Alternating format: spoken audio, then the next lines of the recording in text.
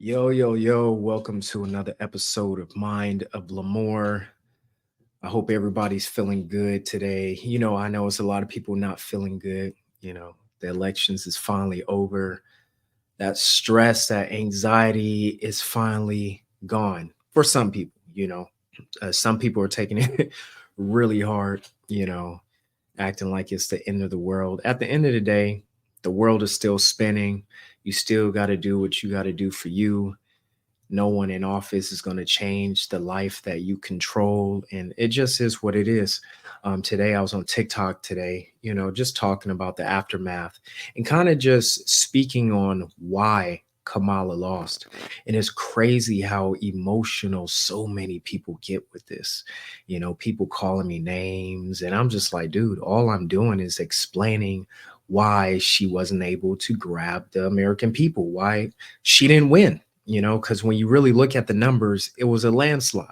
She didn't stand a chance. She had already lost. It just is what it is. And a lot of people are in their feelings, very emotional, even when you try to give them the facts as to why what happened. But that's the difference between, being logical and being emotional. Sometimes you just stay in the red and don't really look at the bigger picture. But there are a few reasons why Kamala lost, in my opinion, and it wasn't because she didn't address the issues that a majority of America was concerned about, such as, high groceries, job loss, all the things that are affecting our economy. Now, I understand she was for abortion rights and immigration and stuff like that, but those didn't seem to be majority of the issues that Americans were concerned about. And that was one of the reasons for her downfall. Also, I feel like too, when she came to her interviews, she just wasn't ready. She never really fully answered the questions that people were asking her. And as the underdog, and someone who has already been in office for 4 years, and everyone's perception of you is, hey, you haven't done anything. When it comes to being reelected for the job, you got to be able to let people know and say it with your chest, hey, this is what I'm about to do for you. This is how I'm going to make life easier for you. Not rallies where you got people, coming up here twerking and celebrities, the power of the celebrity. They were really relying on the Democrats, but it's a lesson, and hopefully they party get it together and understand that people just want they want to know next time, what can you do to help us live a more stress-free life. But let's check this video out as to why or some of the reasons Harris lost to Trump. Let's check it out.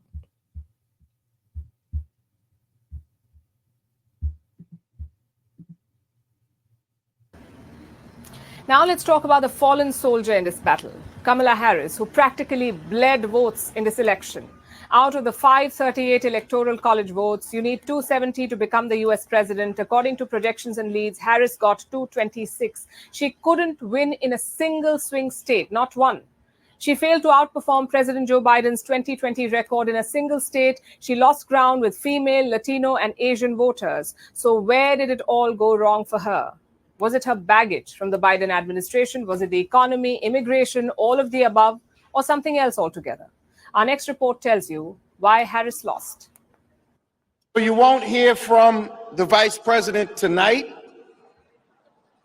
but you will hear from her tomorrow. In the end, joy turned to dread. Vice President Kamala Harris never took the stage at her election watch party as echoes of 2016 filled the premises, much like when Hillary Clinton lost the presidential race. And her campaign chairman, not Hillary, came out to address her election night supporters. An amazing job, and she is not done yet. That's the issue to me. The fact that she didn't come out to address her supporters, to me, that was kind of like a sore loser move. It wasn't a sign of true leadership. You had all these people put it on the line for you. And the least that you could have done is come out, say, hey, you know what? We didn't win this, but there's a future. I want you guys to keep your heads up, stay strong, and we got this next time. Don't let it discourage you. This is just a part of the journey. You know, she could have did anything to make just people feel better. She left them out in the cold in the night. Like, come on, man, that's not leadership. A real leader is going to support their people win or lose. And she didn't do that. She just vanished. But that just shows you a little bit about her character. Look, she was in here pandering to get whatever votes she could. And when the pandering didn't work, she was like, hey, I'll deal with them tomorrow. You know, I'm just speaking it how I see it. And that, to me, that wasn't cool. Harris's historic attempt to become the first female president of the United States has been quashed, and how? Former President Donald Trump is returning with a bigger mandate. In sharp contrast, Harris failed to outperform President Joe Biden's 2020 record in a single state. Trump is projected to sweep all the 7 swing states. This was not the only setback for Harris. She lost ground with female voters. 54% women voted for Harris. That's 3% less than what Biden had won in 2020.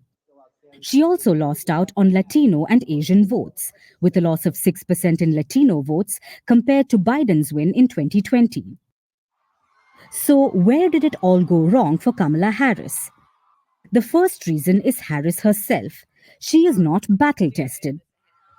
She had been running for president for about 16 weeks against a man who'd basically been running for 9 years. Second, Harris overemphasized on abortion rights while blaming Trump. Today, our daughters know fewer rights than their grandmothers. This is a healthcare crisis, and we all know who was to blame. Donald Trump. I think that's another issue too. Like, you know, the abortion rights weren't totally lost, okay? They left it up to the state. It's not like it was just abolished. You can't go get abortion. It depends on the state. And a majority of the states last night, from what I saw, they were passing it. You know, there's a few in between that was like, no, we're not dealing with it. But a big majority of states is like, yeah, we're going to go ahead and allow it. So I feel like the whole time she just kept just bashing Trump, and not really emphasizing what is she going to do to change things and make it better for the people, you know?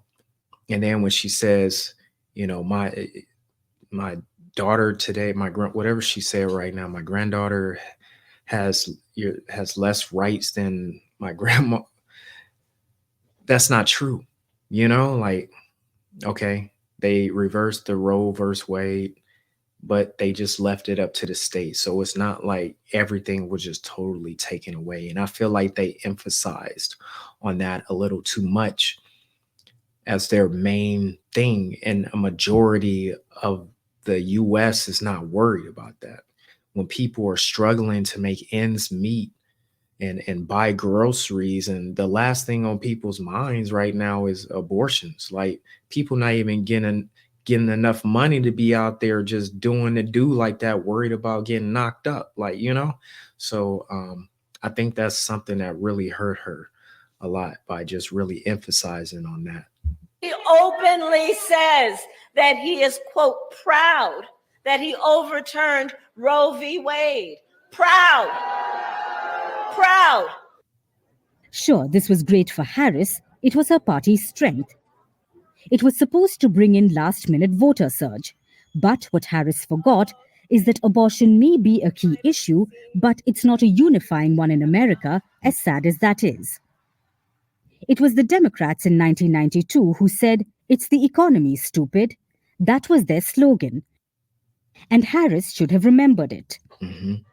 She has been vice president for 4 years now. So all that has gone wrong with the cost of living crisis, with inflation, with anemic growth and employment, is also seen as her fault, and it weakened her campaign. Another crucial reason was immigration and protecting the border. 20% voters consider it their most important issue. Illegal migration in the United States was lower when Trump was president. It surged during Biden's term. And again, Harris was also held accountable for it. Which brings us to the fourth reason, her Biden baggage. Yes, the Biden administration dragged her down, but Harris made it significantly worse. During an interview, she was asked if she would do anything differently than Biden, and she said, "There's not a thing that comes to mind, not a thing." And this is where she was supposed to distance herself and set herself as an individual not associated with Biden. So when they asked her, what are you going to do different than Biden? That's when all America was looking. What are you going to do? Come on, because we're not satisfied with him. What are you going to do? She said, nothing. What? That's when she lost it. That's when people was like, okay, whatever. Anything but this. And the Trump campaign milked it. They played her answer on loop. So despite the fawning celebrity patronage, favorable media coverage, and record fundraising, Harris's campaign had a lot of holes. That being said, not everything is Harris's fault, like her own race and gender. It's hard to prove that Harris can lose because of sexism, but gender plays a major role in how Americans vote. Trump has been victorious in 2 out of 3 bids for president.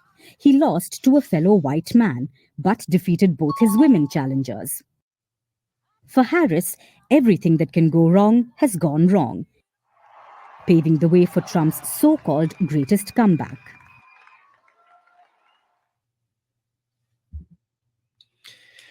So my opinion on a sexism, racism, look, I don't know. I don't think that really played a big part. You know, you think about it, we had Obama for 2 terms, African-American male. As far as sexism, she got in as a vice president, you know. I honestly just think she didn't bring her A game, you know, and it's crazy. I was on TikTok saying these exact same things and people are trying to tear me apart.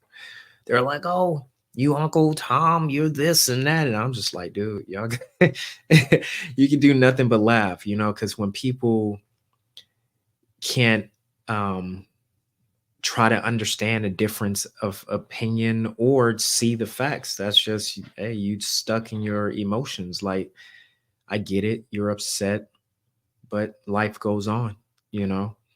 And now, hey, the Democrats, they got to go back to the drawing board and they have to really address the issues that are of the American people's concerns, you know. It's no more pandering, no more let's bring these celebrities in here. People don't care about that no more. People are waking up to a lot of things.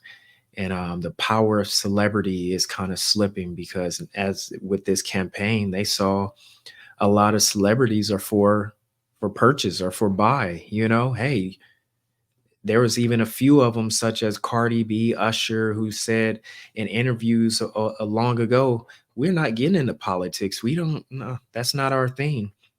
And then out of nowhere, you have them at these rallies saying, you guys got to vote. You guys got to vote. They getting all Hollywood on board. Like, come on. It can't be any more obvious. So like I said, people were waking up to a lot of things that just weren't normal. That, you know, you can pull the wool over people's heads for only so long before they rip holes in and start to see what the truth is, you know. And that's what happened. You know, they just weren't ready. The thing with Biden, they threw her in.